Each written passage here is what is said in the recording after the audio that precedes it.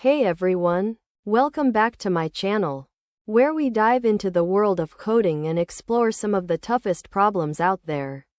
Today, we're going to tackle a hard problem on LeetCode, called Jump Game 5. This problem requires us to find the maximum number of indices that can be visited in an array by jumping from one index to another based on certain conditions. It's a challenging problem, but don't worry. We're going to break it down step by step and understand the solution together. So, let's first understand what the problem is asking for.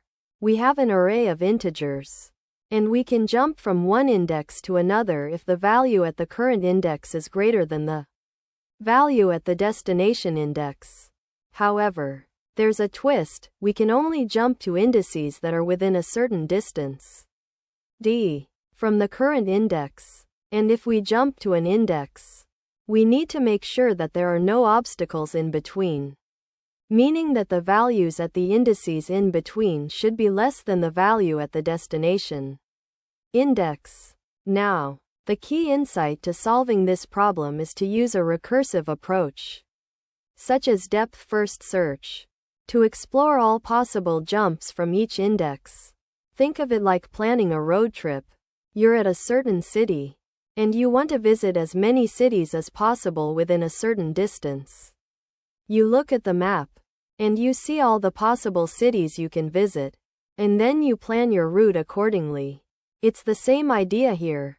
We use recursion to explore all possible jumps, and we use memoization to store the results of subproblems to avoid redundant calculations. It's like using a GPS to navigate through the array. And we're storing the routes we've already taken to avoid taking the same route again. So, let's walk through the solution. We start by initializing a memoization vector to store the maximum number of jumps from each index. Then, we iterate through each index in the array. And for each index, we perform a depth-first search to explore all possible jumps. We check all the indices within the distance d. And if the value at the current index is greater than the value at the destination index, we check if there are any obstacles in between. If there are no obstacles, we recursively call the depth-first search function to explore all possible jumps from the destination index. Now, let's dive into the code. We start by defining a class solution with a method maxJumps that takes an array and an integer d as input. We initialize a memoization vector memo with size n, where n is the size of the array, and we initialize all values to -1.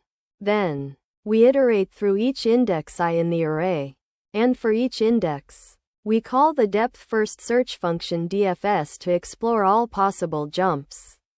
The dfs function takes the array, the distance d, the memoization vector memo, and the current index I as input. It first checks if the result for the current index is already stored in the memoization vector. If it is, it returns the stored result. Otherwise, it initializes a variable maxJumps to 1, and then it iterates through all indices j within the distance d from the current index.